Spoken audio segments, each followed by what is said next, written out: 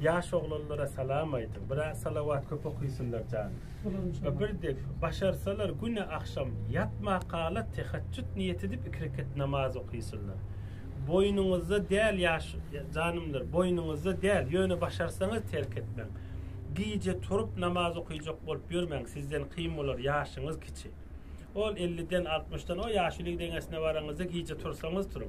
Yönü berde yatmakanız okuyuverin. Tertibi de birinci rekatta bir alham 2 kul huvallah. İkinci rekatta bir alham 1 kul huvallah. Yani aydın birinci rekat bir alham 2 kul huvallah.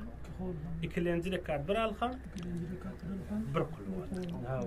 Yani 3 yıl, 4 yıl, 5 yıl okanlarından son ohum 4 rekat edecek bolsalar 4 rekat etsinler. Yoksa da arttırmasınlar.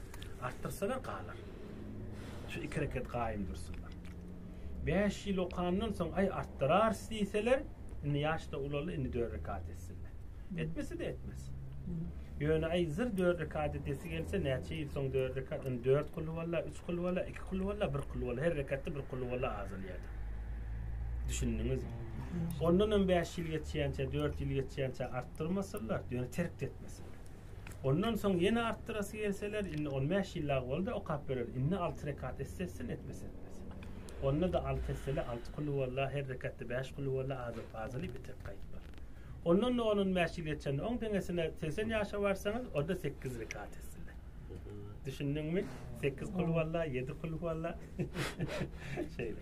Yoksa da hem işe ömür o da 2 okuyor ömür 2 okuyor. Huday canın kapsında peygamber canın kapsında sen az okuydun değil yani nedir? Yapışan boş kayıtmıyor. Amin.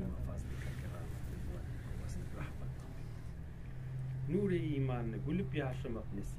Hudaya ırsal nur, emniyet nur, parahatçılık nur, edep nur, öy oğuğarı, ehli cevzucan, ehli Afgan Türkmen, hemme yerlerde, hemme Müslümanlarda ve hayır doğan bereketinden nesibeli olsunlar ya. Ağzı birlik nur, edep nur, hormat nur, bereket nur, muhabbet nur, ırsal nur, iman baylığında yörep dursun ya Rabbi.